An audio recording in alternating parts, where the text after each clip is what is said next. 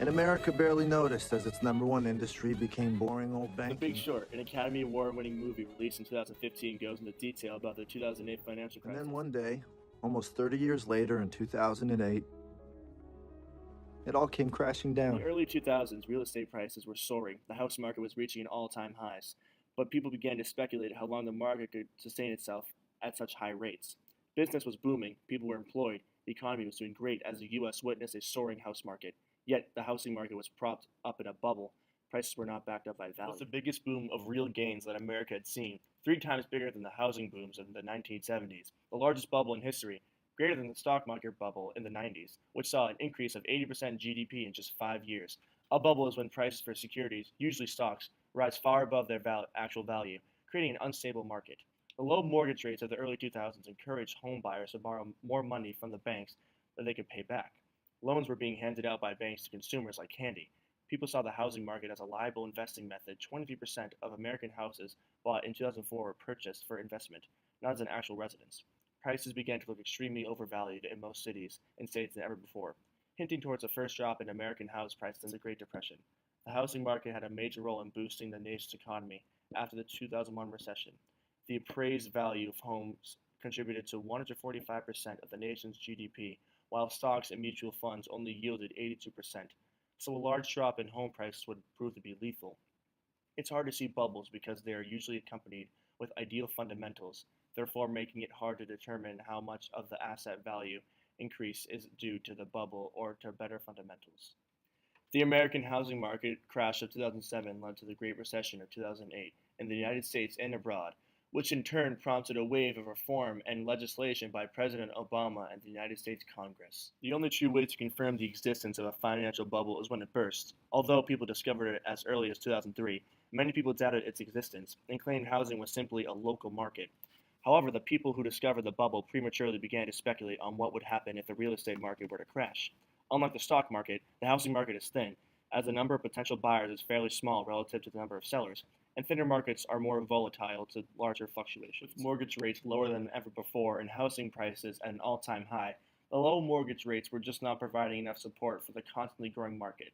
Banks were over-leveraged, they borrowed greatly from the commercial paper and the short-term repo market. In December of 2008, the market finally crashed. Repercussions were almost immediate. The economy shed 780,000 jobs in the first quarter of 2009. 1 out of 45 houses faced at least one foreclosure filing in 2009. Individuals and companies alike were impacted.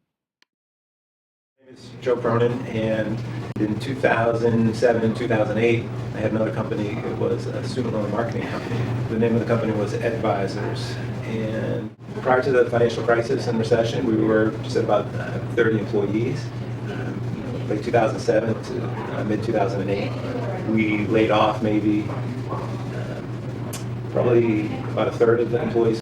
In October of 2007, the unemployment rate was 4.9%. In October of 2009, that had risen to 10.1%. Hope seemed lost. In response, on October 3, 2008, Congress passed the Emergency Economic Stabilization Act of 2008, which distributed $700 billion worth of bailouts to the banks. Many people even doubted the existence of such bubble, but a few of the people who did were actually able to bet against the United States economy. Michael Burry, the main character of The Big Short, was the first to discover, write about, and predict the impending subprime disaster in 2003. Burry was also the first person to figure out how to use credit default swaps, or CDSs, to successfully short the recession. The CDS are like an insurance policy. The purchaser of the CDS pays periodic fees to the seller of the CDS over the entire life of the policy in return for the seller's guarantee to pay a specified debt. Burry was able to give up 500% of returns to his loyal investors that stuck with him aside from the doubt and criticism they received. Economists speculated it would be crazy to even think the housing market and banks could fall. Both were deemed too big to fail. The American people now faced the paradox of thrift, as they feared an impending recession. To prepare themselves for an economic slump, they withdrew the money from the banks and stopped spending habits, thus damaging the economy and ensuring a recession. When people get nervous, they want the money out because you don't want to be the last person when there's a run in the bank. Stocks started to go down.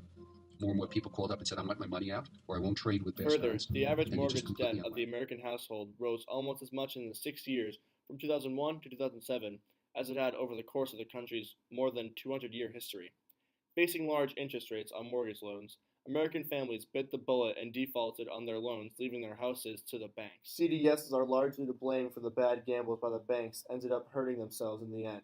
Banks took a hit when people realized that the mortgages bank investors had spent trillions on were all of a sudden worth a fraction of the cost.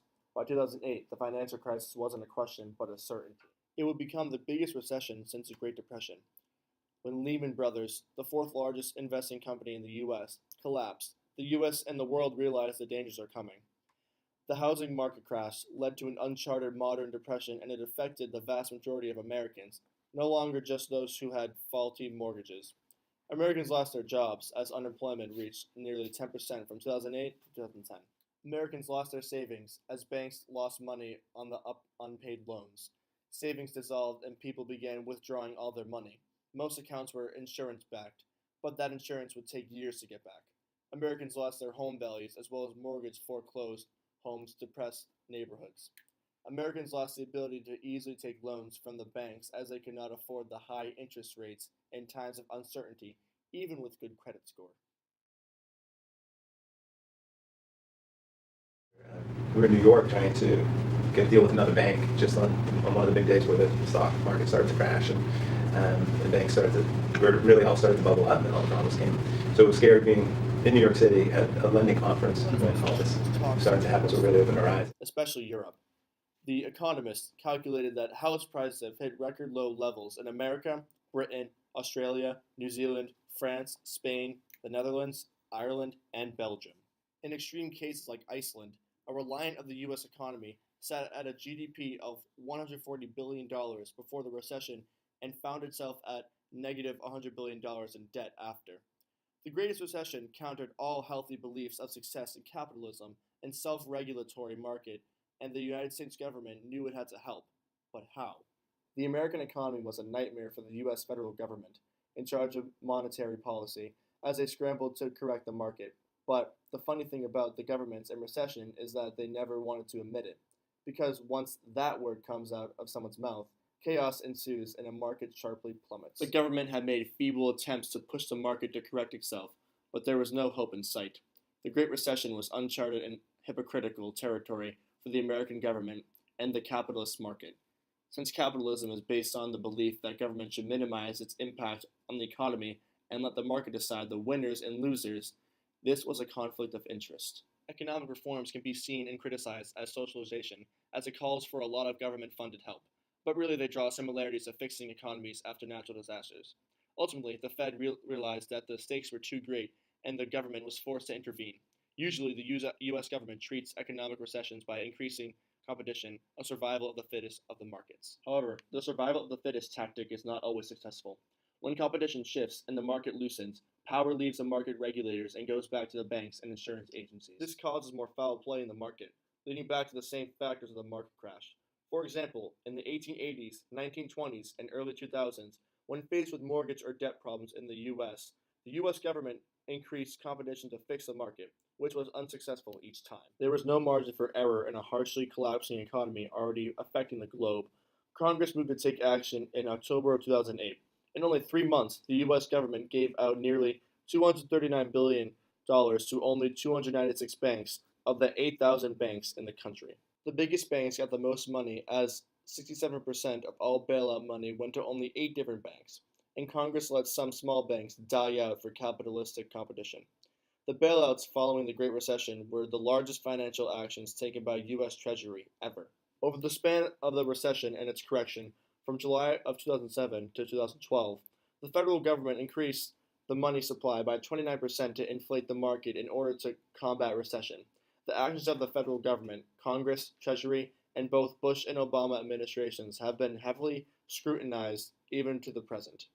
Today, the economy is fully recovered as unemployment and inflation are at steady rates, but if banks continue their risky behaviors that caused the last recession, then another recession will begin right around the corner of Wall Street. I have a feeling that in a few years, people are going to be doing what they always do when the economy tanks. They would be blaming immigrants and poor people. Banks took the money the American people gave them and they used it to pay themselves huge bonuses and lobby the Congress to kill big reform. And then they blamed immigrants and poor people. And this time, even teachers. And when all was said and done, only one single banker went to jail.